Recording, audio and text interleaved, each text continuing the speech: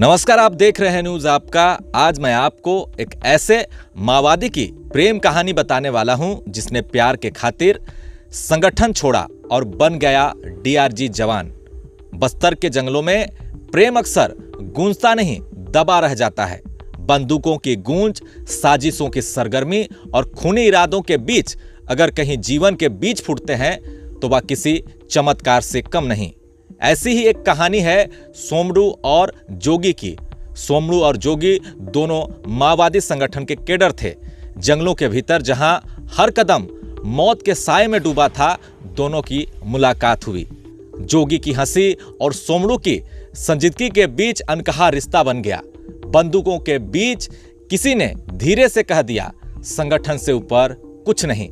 लेकिन सोमडू और जोगी के दिल इस आदेश को मानने को तैयार नहीं थे। विपरीत परिस्थितियों में एक दिन सोमडू और जोगी ने विवाह कर लिया और 7 जन्मों तक एक दूसरे का साथ निभाने का वचन ले लिया। लेकिन उनकी खुशियां ज्यादा दिन टिक नहीं पाई।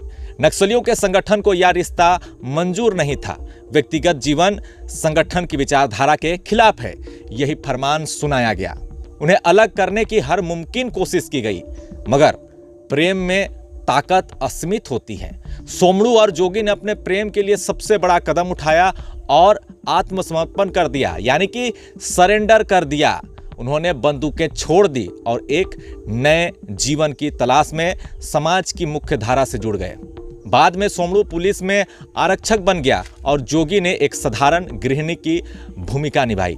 दोनों ने नक्सलवाद के अंधेरे से निकलकर एक नई रोशनी देखी। लेकिन नक्सलियों को दोनों का साथ रहना कहां मंजूर था। कुछ दिन पहले उस दोपहर को जब सोमडू अपने साथियों के साथ ऑपरेशन से लौट रहा था, एक भीषण विस्फोट ने सब कुछ खत्म करके रख दिया। आईडी विस्फोट की आवाज जंगलों में गूंज गई। सोमडू का शरीर सड़क पर बिखरा हुआ था। उसका सपना, उसका प्यार, सब कुछ वहीं खत्म हो गया। जब यह खबरें जोगी तक पहुंची तो वह स्तब्ध रह गई। उसकी आंखों से आंसू नहीं बह रहे थे, वह शून्य में देख रही थी, जैसे उसके भीतर की सारी दुनिया उजड़ चुकी हो। लेकिन जोगी जानती थी कि सोमडू की शहादत केवल एक मौत नहीं थी, यह नक्सलवाद के खिलाफ उसके संघर्ष का अंतिम अध्याय था।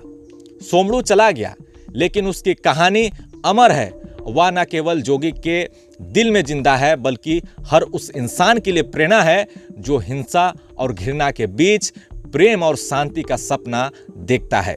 सोमडू की शहादत ने यह साबित किया है कि प्रेम केवल जीने का नाम नहीं है, बल्कि सही मायने में प्रेम वह है जो बलिदान में भी जीता है। जोगी आज अकेली है, लेकिन उसकी आंखों में गर्व झलकता है। सोमडू ने जो रास्ता चुना वो आसान नहीं था, लेकिन उसने दिखा दिया कि बस्तर की माटी में खून से ज्यादा गहरा प्रेम भी बहता है। और जब कभी बस्तर के जंगलों में कोई चुपचाप प्रेम की बात करेगा, सोमडू और जोगी की कहानी वहां गूंजेगी।